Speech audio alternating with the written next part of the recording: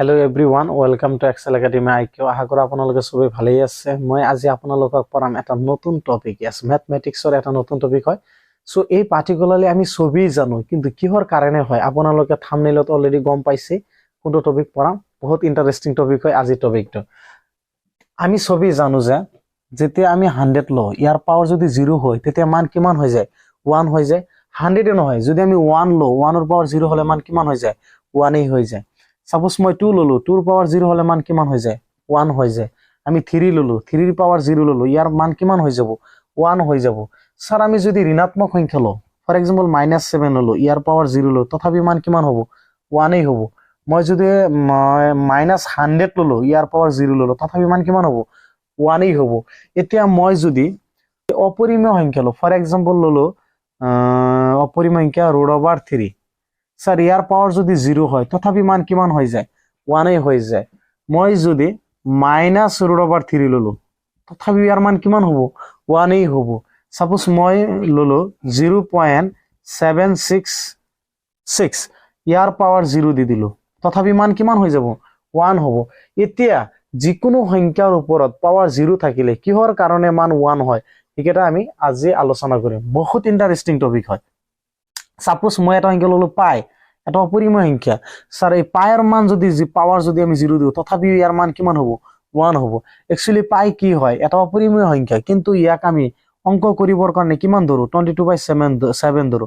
Actually 22/7 কি হয়? এটা পৰিমেয় সংখ্যা হয়, যদিও পাই কিন্তু পাইৰ এক্সাক্ট মান এটো নহয়, এটো আমি কনসিডাৰ কৰো, ধৰা হয়।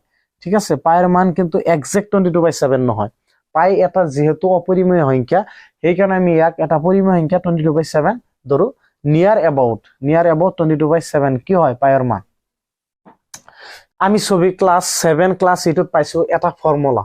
আমি এটো প্রমাণ করিম আজি। yes, আমি আজি প্রমাণ করিম যে স্যার যিকোনো সংখ্যা 7 বা 8 পাওয়ার 0 হলে মান কিয় 1 হয়, কিয় ইয়ার মান 1 হয়। বা আমি যদি এটা সংখ্যা ধরো a, ইয়ার পাওয়ার 0 ললো, ইয়ার মান কিয় 1 হয়। এ কি হ'ব পাৰে?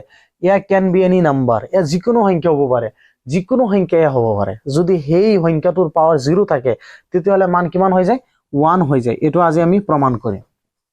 আমি ক্লাস 7 বা ক্লাস 8 আই থিংক পাইছো যে এটা ফর্মুলা পাইছো। এই ফর্মুলাটা কি আছিল? যে এর পাওয়ার যদি m থাকে আৰু ডিভাইড এর পাওয়ার যদি n থাকে, তেতিয়া কি হৈ যায়? তেতিয়া হরণ থাকিলে পাওয়ার কিটা কি হৈ যায়? মাইনাস হৈ যায়। যেটো উপৰত থাকে হেতু আমি আগত লিখিব লাগে, তাৰ পিছত মাইনাস দি তলৰ পাওয়ারটো আমি লিখিব লাগে, m - n। এই আমি এই অবেগটো, এই ফর্মুলাটো ক্লাস 7 8 পাইছো। এটা আমি সবই জানো। এটোৰ সহায়ত আমি হেতু প্ৰমাণ কৰিম। লেফট হ্যান্ড সাইডত কি দিব আছে? আমি যদি ধৰো, আমি ধৰিলো যে m আৰু n সমান হয়, m আৰু n সমান হয়। আমি এতিয়া লেফট হ্যান্ড সাইডত বহাই দিম। সাপোজ এর পাওয়ার কি দিব আছে? m দিব আছে। m ৰ মান কিমান? n। আমি n ধৰিলো। ইয়াৰ তলত কি দিব আছে? এর পাওয়ার n দিব আছে, n এই থাকক। ইয়াত কি দিব আছে? a দিব আছে। ইয়াত m দিব আছে আকৌ। m ৰ মান কিমান ধৰিছো? m ৰ মান n ধৰিছো, n লিখিম। ইয়াত মাইনাস কি আছে? n আছে। এতিয়া এটো যেনেকৈ আছে তেনেকৈ লিখো, এর পাওয়ার n, ইয়াতো ইয়ার পাওয়ার n। স্যার n ৰ পৰা n বাদ দিলে কিমান হয়? 0 হৈ যায়। এতিয়া আমি জানো যিকোনো সংখ্যা যেতিয়া সেম থাকে, সেম নাম্বারে যেতিয়া ডিভাইড কৰো তেতিয়া কিমান হৈ যায়? 1 হৈ যায়। ইয়াত 7 আছে, ইয়াত 7 আছে, 7 ৰে 7 ডিভাইড কৰি দিলে কি হৈ যায়? 1 হৈ যায়। যিকোনো সংখ্যা লব পাৰো। 8 ললো, 8 যেতিয়া 8ত কিমান বাৰ যায়? এবাৰ যায়। সাপোজ মই 100 ললো, 100 ৰে 100ত ডিভাইড কৰিলে কিমান হৈ যায়? 1 হৈ যায়। যিকোনো নাম্বাৰ যেতিয়া সেম থাকে তেতিয়া ডিভাইড কৰিলে কি হৈ যায়? 1 হৈ যায়।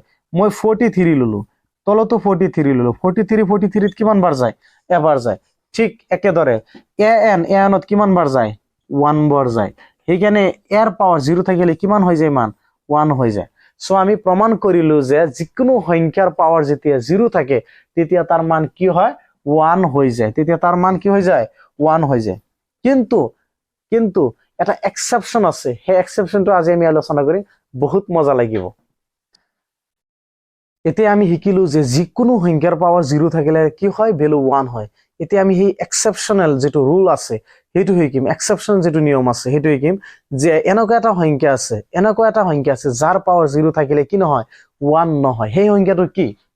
স্যার এই সংখ্যাটো 99 নেকি নাই 99 এর পাওয়ার 0 থাকিলে কি হবো 1 হবো এই সংখ্যাটো হল 0 0 এর পাওয়ার যেতিয়া 0 থাকিব তেতিয়া কি নহয় 1 নহয় 0 এর পাওয়ার 0 থাকিলে কেতিয়াও 1 নহয় কিয় নহয় স্যার আমি এটা সংখ্যা ললো এই সংখ্যাটো ললো 0 আৰু তলতো ললো 0 0 ক 0 দি ডিভাইড কৰি দিলো 0 এর পাওয়ার কিমান 0 0 এর পাওয়ার কিমান 0 এতিয়া তলত যেহেতু 0 আছে হর তলটো কি হয় হর উপৰটো কি হয় লব আমি জানো আমি অলৰেডি শিকিছো যে হৰ কেতিয়াও কি হব নোৱাৰে 0 হব নোৱাৰে আৰু যদি হর যদি 0 হৈ যায় হেতু কি হৈ যায় আনডিফাইন্ড হৈ যায় আনডিফাইন্ড হৈ যায় হেতু সংজ্ঞাবদ্ধ নহয়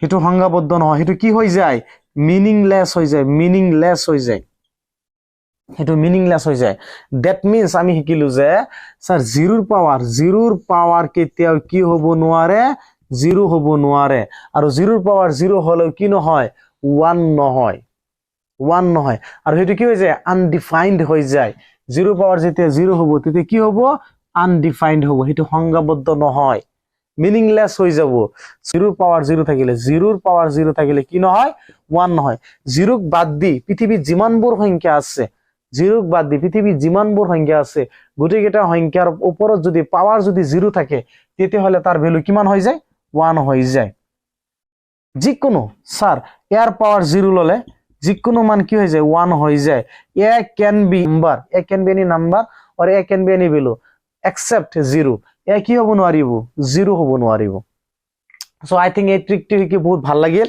সো আমি আজি এটা বহুত ইন্টাৰেস্টিং কথা শিকিলো যদি ভিডিওটো চাই ভাল লাগে তেনহলে লাইক কৰিব আৰু যদি আমাৰ চেনেলটো সাবস্ক্ৰাইব কৰা নাই আপুনি নতুনকৈ ভিজিট কৰিলে তেনহলে সাবস্ক্ৰাইব কৰি দিয়ক আৰু যদি ভিডিওটো বেছি ভাল লাগে তেনহলে লাইক কৰি দিব আৰু আপোনাৰ বন্ধুলৈ আমাৰ এই ভিডিওটো শেয়াৰ কৰি দিয়ক থ্যাংক ইউ সো মাচ আজি ইমানখিনি